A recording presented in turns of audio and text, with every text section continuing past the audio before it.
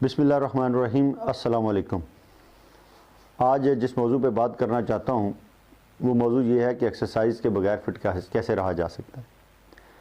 اللہ تعالیٰ نے انسان کو اشرف المخلوقات پیدا کیا ہے، اور اشرف المخلوقات ہم دماغ کی وجہ سے۔ اگر ہمارا دماغ جو ہے وہ صحیح کام کرے تو ہم فٹ رہیں گے۔ یہ میں نہیں کہتا، ہیلدی باڈی ہیلدی مائنڈ والی باتیں آپ نے سنی ہوں گی۔ یہاں پہ جو امپورٹنٹ بات کرنا چاہتا ہوں وہ یہ ہے کہ دماغ کی وجہ سے ہم اشرف المخلوقات ہیں، اور عقل جو ہے سوچنے سمجھنے کی صلاحیت کو کہتے ہیں، اور عقل کی دلیل یہ ہے کہ جو سمجھ آ جائے وہ کرو۔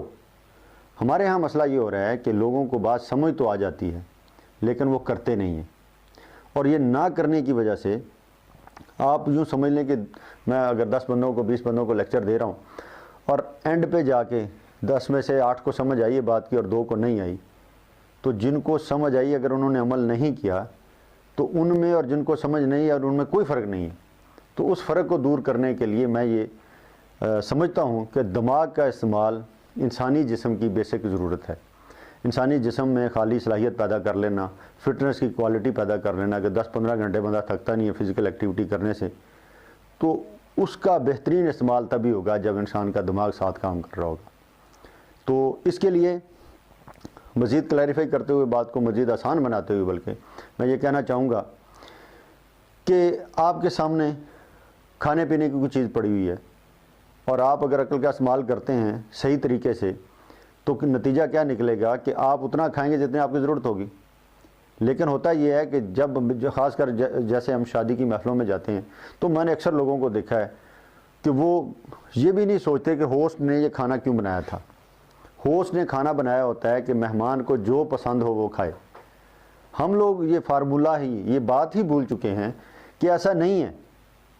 ہم کیا کرتے ہیں، ہم وہ سارا بوفے جتنا لگا ہوتا ہے 10-15 ڈشز 12 ڈشز جو بھی واٹس ایور جتنی بھی ہوتی ہیں، ہم ساری ایک پلیٹ بناتے ہیں، پلیٹ پکڑتے ہیں، اس کے اندر تھوڑی ساری ڈالتے ہیں اور ایک پہاڑی سی بن جاتی ہے، اس کو کھانے کی کوشش کرتے ہیں، جو کہ صحت کے لیے بھی نہایت مضر ہے، اور ہمیں یہ بھی سمجھنا ہے کہ ہماری ضرورت ہے بھی کہ نہیں۔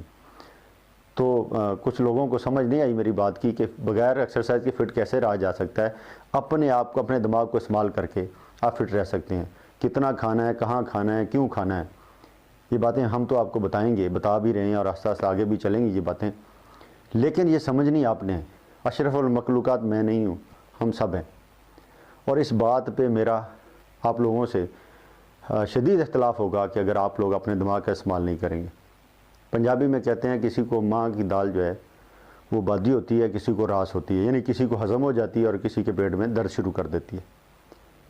اب یہ میں نے سمجھنا ہے کہ مجھے دودھ ٹھیک رہتا ہے تو میں نے پینا ہے، یہ آپ نے سمجھنا ہے کہ آپ کو دال کھانی چاہیے نہیں کھانی چاہیے۔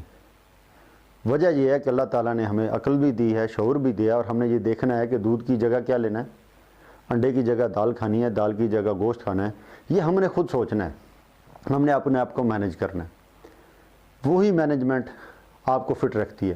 سونا جاگنا، کھانا پینا، اٹھنا بیٹھنا، یہ سارا کچھ آپ کو فٹنس کی طرف لے کے جاتا ہے۔ تو خدا را پہلے وہ چیزیں ٹھیک کریں۔ خالی ایکسرسائز کرنے سے انسان فٹ نہیں ہوتا۔ We need fitness from here, ہمیں دماغ سے فٹ ہونا ہے۔ ایک پنجابی کی ایک اور مثال ہے کہ بڑے ہوئے پیٹ یعنی ودے ٹھڈ تے بگڑی اولاد قسمت نال ٹھیک ہوندے نے۔ اس کا مطلب ہے کہ بڑے ہوئے پیٹ اور بگڑی ہوئی اولاد یہ قسمت سے ٹھیک ہوتے ہیں۔ تو یہ بات کی جب میں نے تحقیق کی تو بات یوں سمجھ آئی کہ پیٹ انہی کا بڑھتا ہے جن کا احساس مر جاتا ہے۔ تو آپ کوشش کریں اپنے احساس کو زندہ رکھیں۔ بگڑی اولاد کا احساس مرا ہوا ہوتا ہے، جیسے ان کو احساس ہوتا ہے قسمت آپ کی جاگی ہوئی، لمحے میں بچہ ٹھیک ہو جاتا ہے۔ اس طرح آپ کو جس دن احساس ہوا کہ آپ کا پیٹ بڑھ رہا ہے اور آپ کی باڈی میں فیٹ چڑھ رہی ہے، تو آپ کا یہ کام میں نہیں سمجھتا کہ آپ کے کنٹرول میں نہ ہو۔ تو اس لیے میں نے یہ کہا تھا، اس کو میں ثابت کر رہا ہوں آپ کے سامنے کہ فٹنس جو ہے آنکھوں سے دیکھیں اپنے آپ کو، دماغ سے سوچیں، آبزرو کریں، اور جو چیز آپ کو ٹھیک نہیں رہتی اس کی طرف مت جائیں۔